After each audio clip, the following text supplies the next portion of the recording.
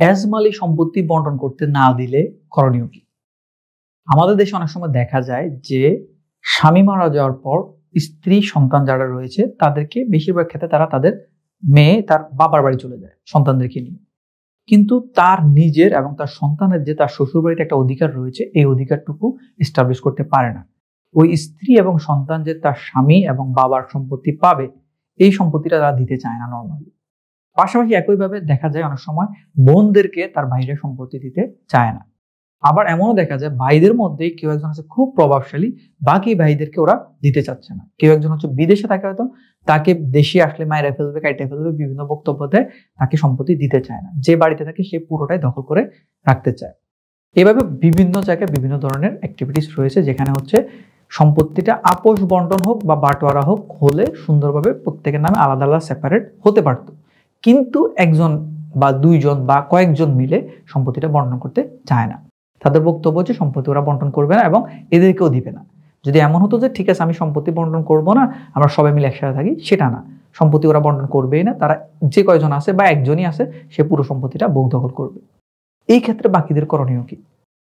এই প্রেক্ষাপটে বাংলাদেশের সবচেয়ে বেশি ভিকটিম হচ্ছে স্বামী মারা যাওয়ার পর স্ত্রী এবং সন্তানদের সবচেয়ে করুণ অবস্থা হয়। এমন অনেক প্র্যাকটিক্যাল লাইফে কেস পাওয়া যায় যে স্বামী মারা যাওয়ার পর, যেহেতু উপার্জনক্ষম ব্যক্তি ছিল একমাত্র স্বামী মারা গেল, স্বামী মারা যাওয়ার পর স্ত্রী কি করলো, একা অথবা তার সন্তান থাকে তাদের কিনে তাদের বাপের বাড়িতে চলে আসে, এখানে তারা বড় হয়ে ওঠে। এরপরে যখন তারা একটু ম্যাচিউরড হয় তখন হচ্ছে গিয়ে সম্পত্তির জন্য বললে ওরা সম্পত্তি দিতে চায় না। তাদের বক্তব্য হচ্ছে সম্পত্তি দিবে না।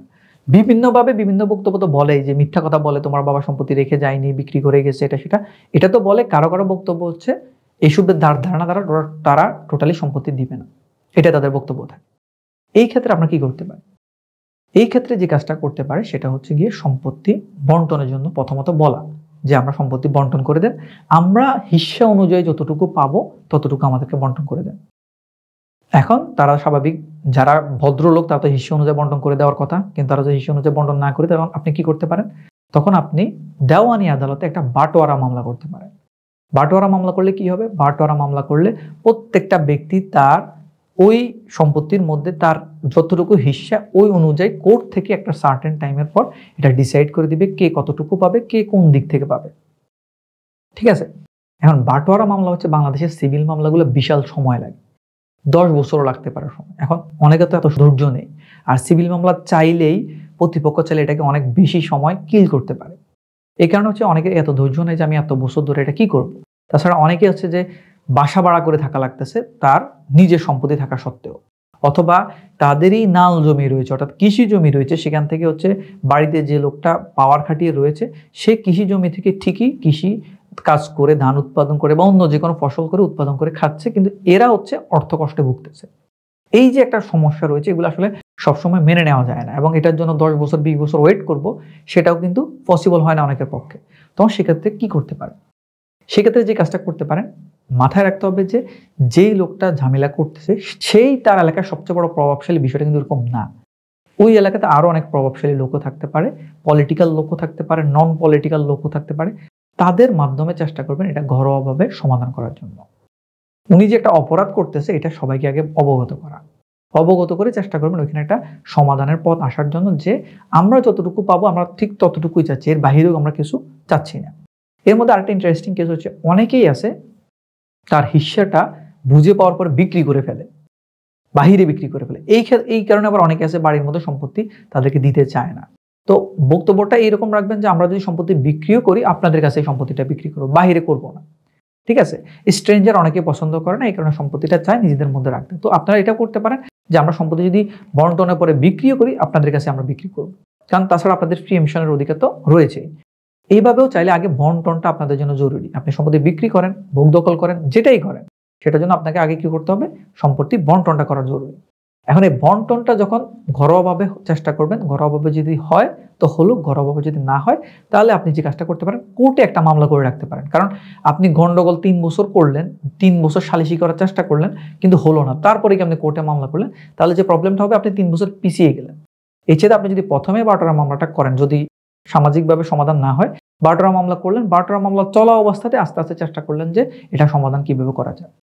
পাশাপাশি আপনি যে কাজটা করতে পারেন, এটা কিন্তু এক ধরনের ক্রিমিনাল অফেন্স, যে আপনার প্রপার্টি, কারণ প্রপার্টিটা কিন্তু আপনারও, যতক্ষণ পর্যন্ত সম্পত্তিটা এজমালি রয়েছে ততক্ষণ পর্যন্ত সম্পত্তিটা আপনার অধিকার রয়েছে। যে লোকটা বাড়িতে জোর করে থাকতেছে বা একাধিক ব্যক্তি যারা জোর করে থাকতেছে তাদেরও কিন্তু এটা অধিকার। তো প্রত্যেকের অধিকারের মধ্যে কিন্তু ওরা ওদের অধিকার ঠিকই বজায় রাখতে পারতেছে, বাট আপনাকে আপনার অধিকারটা দিচ্ছে না। এটা কিন্তু এক ধরনের ক্রিমিনাল অফেন্স। এই প্রেক্ষাপটে আরো অনেকগুলো ক্রিমিনাল অফেন্স অনেক জায়গায় প্রেক্ষাপটে হয়ে থাকে। কেউ আছে বাড়িতে ঢুকতে গেলে তাকে মারতে যায়, তার বাড়িতে ঢুকতে গেলে তারপরে তার বাড়িতে যে ধরুন পুকুর রয়েছে, পুকুরে যে একটা মাছ আছে এখানে তার অধিকার রয়েছে, সেই অধিকার থেকে তাকে বঞ্চিত করা হচ্ছে। কৃষি জমিতে ধান হচ্ছে, সেই ধান থেকে তাকে বঞ্চিত করা হচ্ছে। বাড়িতে ফলের গাছ থাকে, তারপর হচ্ছে কাঠ গাছ থাকে, ওইগুলো থেকে তাকে বঞ্চিত করা হচ্ছে। আপনি এই প্রত্যেকটা প্রেক্ষাপটে আপনি বিভিন্ন ধরনের ক্রিমিনাল অফেন্স হচ্ছে, ক্রিমিনাল অফেন্সের মাধ্যমে আপনি মামলা দায়ের করতে পারেন। নট অনলি সিভিল, ক্রিমিনাল অফেন্সও হচ্ছে কিন্তু এগুলো। সিভিল মামলা করতে পারেন, বাট সিভিল মামলা করে আপনি আলটিমেটলি ওটার কোর্ট ফি দিয়ে আপনি হয়তো পুষিয়ে আসতে পারবেন না, কিন্তু আপনি চাইলে ক্রিমিনাল মামলা করতে পারবেন।